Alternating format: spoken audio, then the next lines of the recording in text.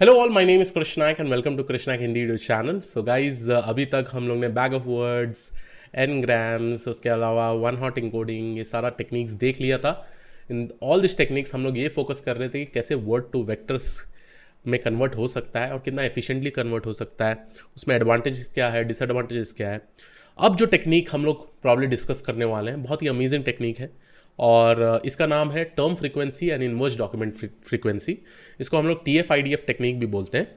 तो चलिए इनका इंट्यूशन समझते हैं, पूरा का पूरा थियोरेटिकल इंट्यूशंस, और यहाँ पे कैसे TF-IDF के थ्रू एक वर्ड वेक्टर में कन्वर्ट होता है।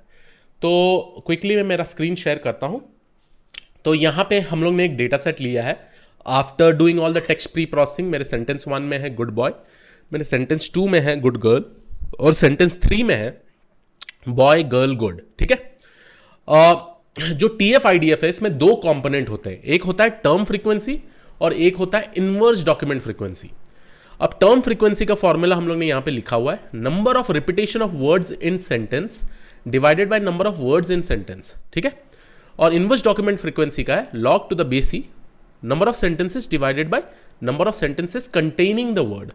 अब ये दोनों फॉर्मूला के हिसाब से मैं आपको स्टेप बाय स्टेप कंप्यूट करके दिखाता हूं कैसे कैलकुलेट होता है और कैसे वर्ड टू वेक्टर्स कन्वर्ट होते हैं यूजिंग TF-IDF। तो पहला चीज जो हम लोगों को कैलकुलेट करना है उसको हम लोग बोलते हैं टर्म फ्रीक्वेंसी। अब टर्म फ्रीक्वेंसी कैलकुलेट करने के लिए यहां पे मैंने फॉर्मूला लिख दिया है।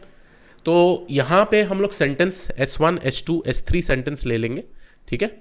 वोकैबुलरी ऑफ वर्ड जो होता है, यहाँ पे वोकैबुलरी ऑफ वर्ड क्या है, वोकैबुलरी इसका गुड, बॉय और गर्ल, राइट, तीन ही वर्ड है। तो स्पेसिफिकली मैं यहाँ पे वोकैबुलरी लिख दे रहा हूँ।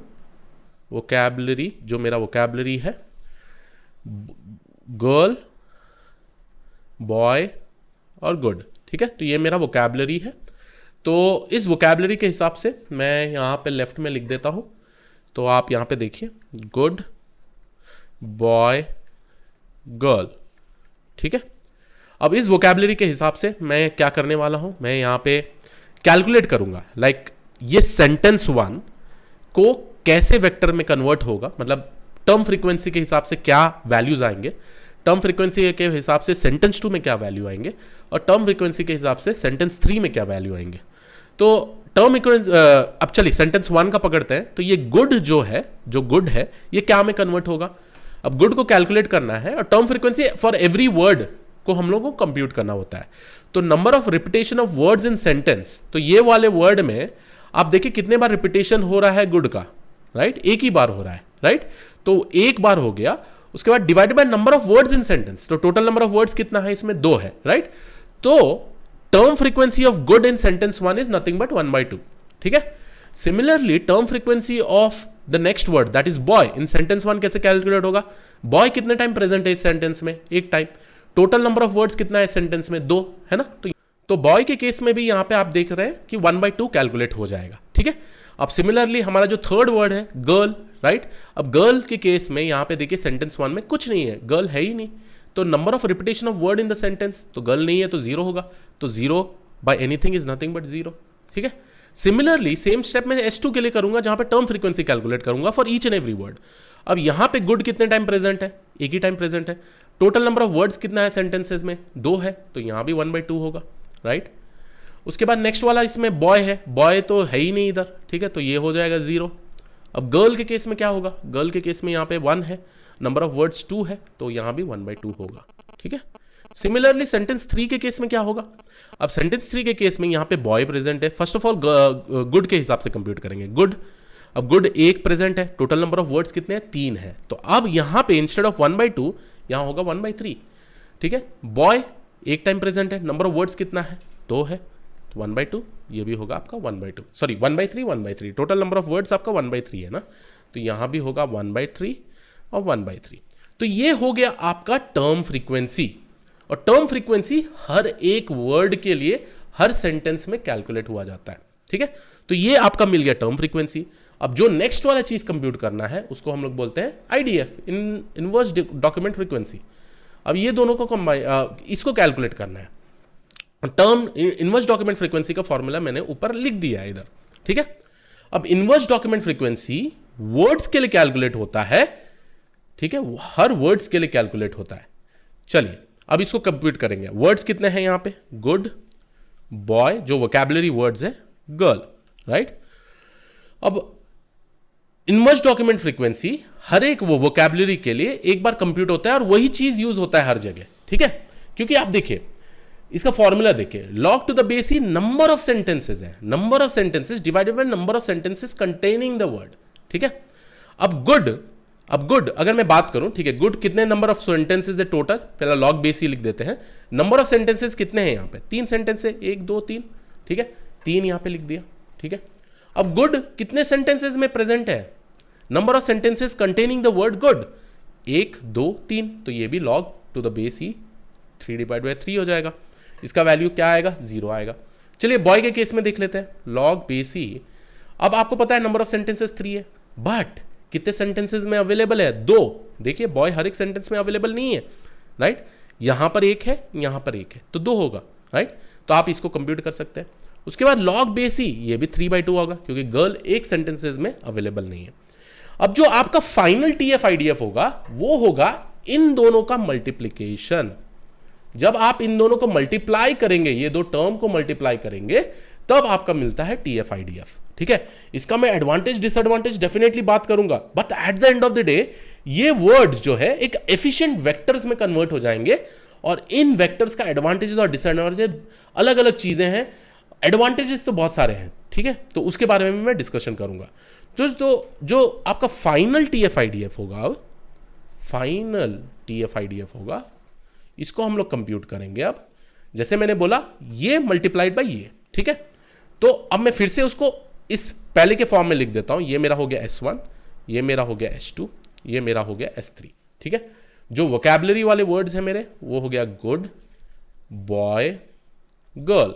अब ये vocabulary guys it just like feature, ये मेरा फीचर 1, फीचर 2, फीचर 3। अब इनको कंप्यूट करते हैं। देखिए गुड के केस में, S1 के केस में 1/2 था, गुड के केस में ये 0 था, तो आप इन दोनों को मल्टीप्लाई करें 1/2 इंटू 0, क्या होगा यहाँ पे?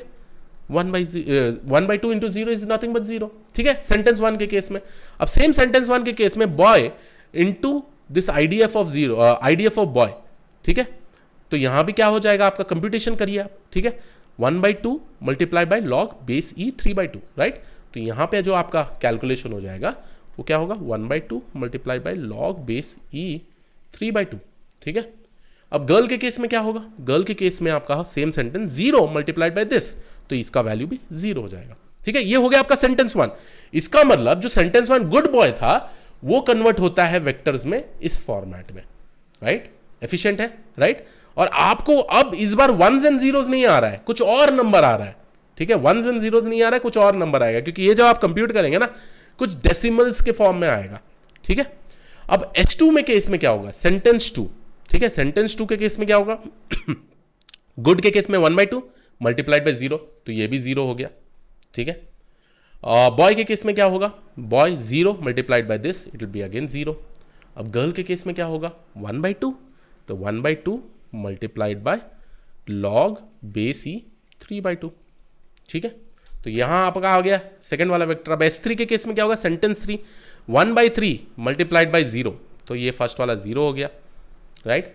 1/3 multiplied by log base e 3/2, क्योंकि यहां पे आप एक चीज ऑब्जर्व करिए गाइस, जहां पे दोनों गर्ल और बॉय हैं ये सेंटेंस में ना, वो यही वाला वैल्यू आ जाएगा 1/3 multiplied by log base e 3/2।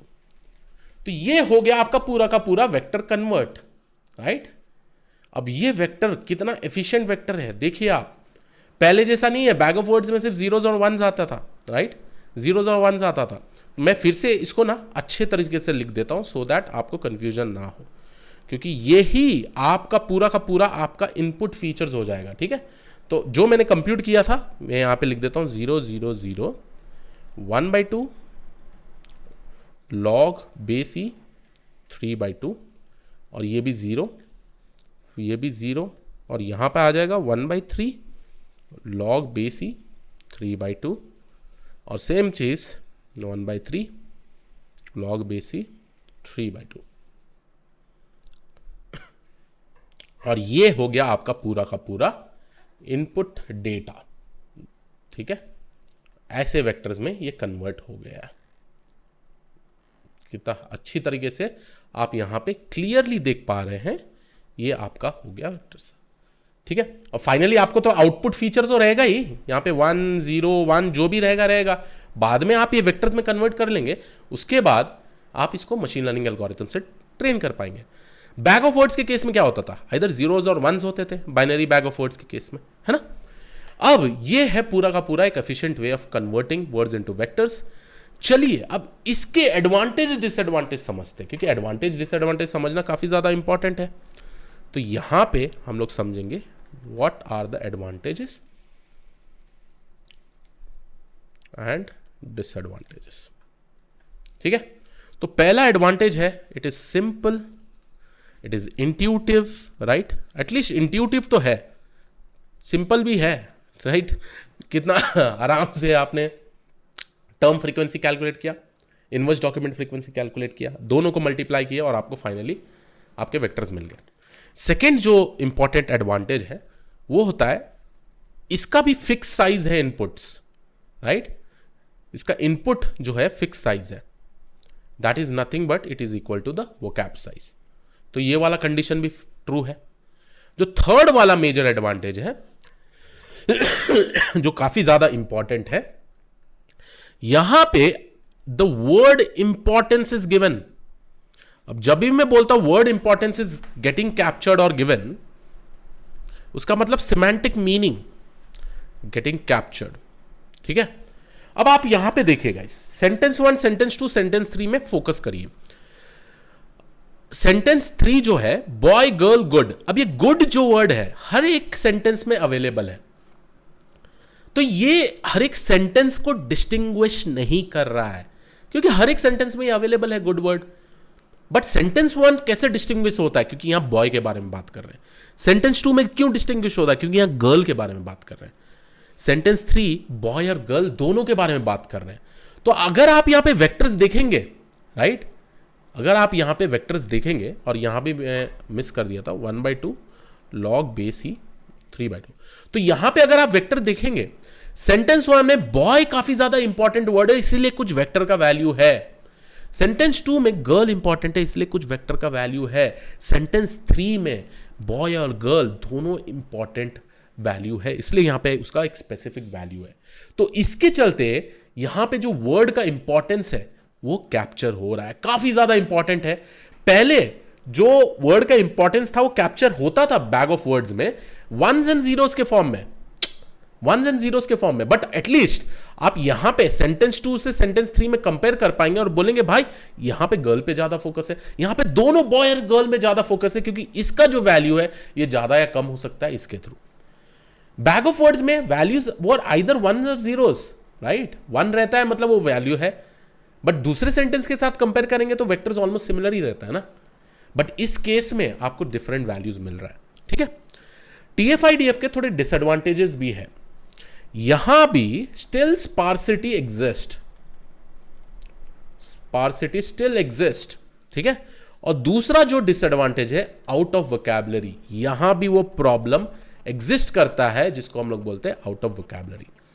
अब इन दोनों प्रॉब्लम को सॉल्व करने के लिए गोइंग फॉरवर्ड हम लोग बात करेंगे एक अमेजिंग टेक्निक्स का, जिसको हम लोग बोलते हैं वर्ड एम्बेडिंग्स, और वहीं हम लोग समझेंगे वर्ड टू वेक के बारे में, और यहीं से स्टार्ट होता है अमेजिंग टेक्निक्स जो NLP में हम लोग देखेंगे, जो RNN वेरिएंट्स ऑफ RNN में जाता है, ट्रांसफॉर्मर, BERT, जो अभी जनरेटिव AI टेक्निक्स में जो एम्बेडिंग टेक्निक्स यूज हो रहा है वो सारे चीज़ों से डिराइव होता है, जो हम ये टॉपिक पढ़ने वाले हैं अपने नेक्स्ट वीडियो में, that is regarding word embedding and word to vec. तो आई होप आपको ये वीडियो अच्छा लगा हो। दिस वॉज इट, बट इस वीडियो में हम लोग ने देखा TF-IDF के बारे में, कैसे वर्ड टू वेक्टर्स से कन्वर्ट होता है, and discuss so many things about it, advantages, disadvantages, but I hope you like this particular video. I'll see you all in the next video. Have a great day. Thank you and all. Take care. Bye bye.